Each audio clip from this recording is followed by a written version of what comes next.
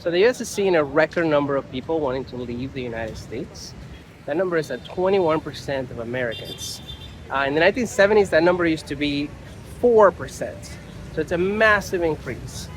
And I would have thought it was about politics, but it turns out that doesn't even crack the top three reasons why Americans want to leave. And I want to dive into the data a little bit to find out what's going on. Now, first, if you're new here, my name is Alex, and I have lived and worked in 35 countries around the world. I run a community called Escape America for Americans who want to leave the US. I'm currently based in Spain, but right now I am in Vietnam, in Da Nang, Vietnam. As you can see here in the background, it's a very cool little city. Highly recommend it if you've never been. All right, so let's dive into it. So, are Americans really leaving? There's a big distinction between wanting to leave and actually leaving. The number of people who actually leave versus the people who say they're going to leave. The number of people who say they're going to leave is always much higher than the number of people who actually leave the country. I saw this myself in growing up in South America, where a lot of people were saying that they wanted to leave the country, but the number of people who actually left was much lower. And the reason is always comes down to money and resources. You know, once people start planning an actual move, they realize, wow, like, you know, what am I going to do for work? If I have a family, what are my kids going to do there? You know, how do I relocate? I don't know anybody in that country. I don't even speak the language in that country.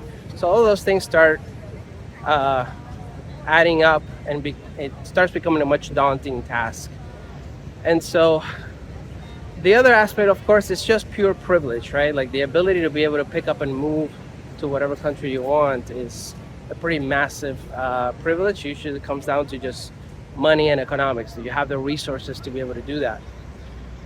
And so the number of people who say they want to leave is always much higher than the number of people who actually leave.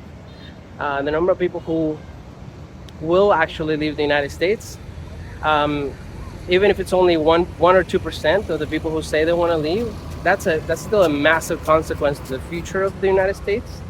Something I want to talk about for a later video, which is the brain drain that's going to happen in the US as very highly qualified people move to other countries for better opportunities, and it leaves behind people who are not as qualified to run things. So let's talk about why Americans want to leave. I thought it would have been about politics, and it turns out that's not even in the top three reasons. The top three reasons all have to do with money, with financial issues. So the top reason is cost of living.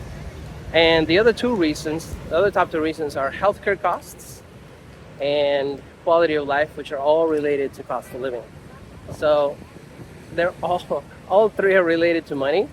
And it's, you know, most people think that politics and political ideology is what moves people or motivates people to move. It's not true. People are motivated to move when they realize that they can't afford things, that they can have a much better quality of life somewhere else, that they, you know, can't pay rent anymore, the job is not paying enough, and they say, hey, maybe my life could be much better if I move to another country. That's what I did. I'm based in Spain, and my quality of life is way higher there than it ever could have been in the United States, even making more money in the United States. And so those are the top reasons. Always come down to money.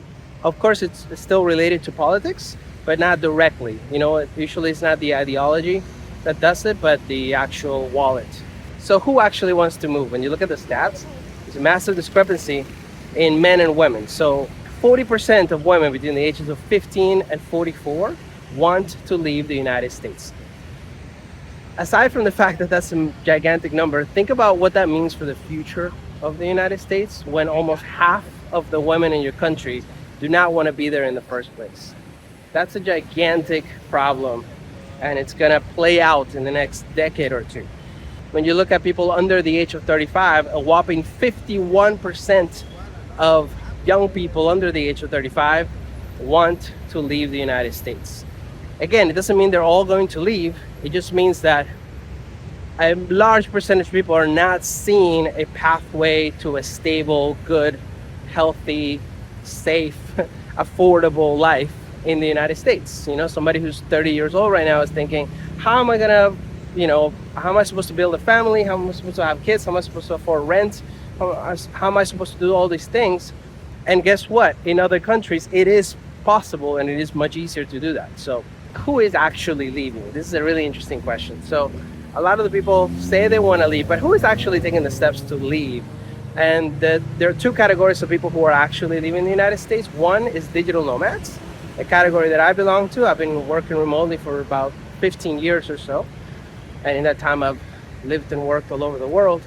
If you have a remote job, it just opens up the world infinitely for you. It makes it way, way easier to be able to move, to be able to go anywhere you want. And live and settle. And right now with all the digital nomad visas, the process is a lot easier.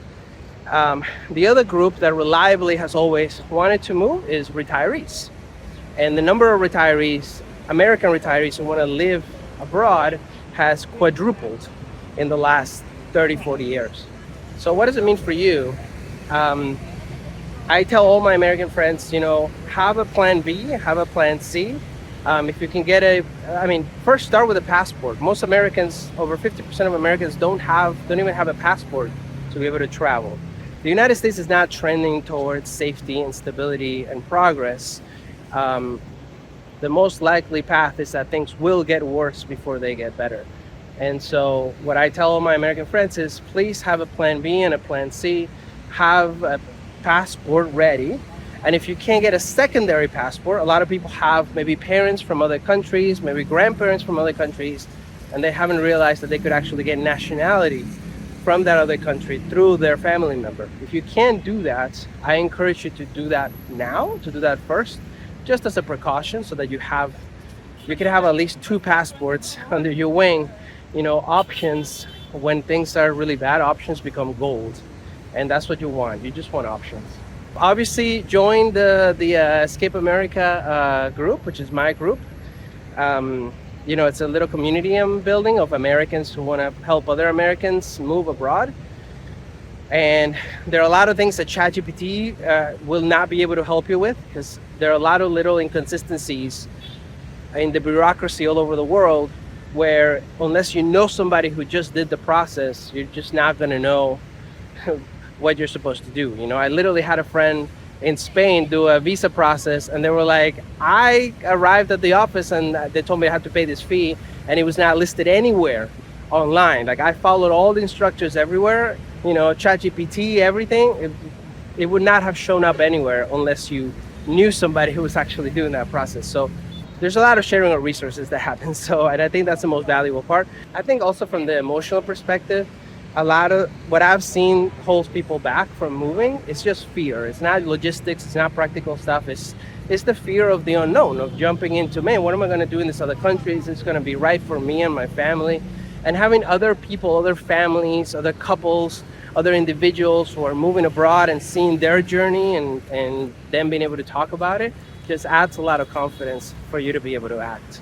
This is the first video on my YouTube channel, so I'm going to try to make them all like this, where I'm just kind of walking around a city, which is kind of fun. This makes me feel a little self-conscious because people are looking at me like a proper YouTuber.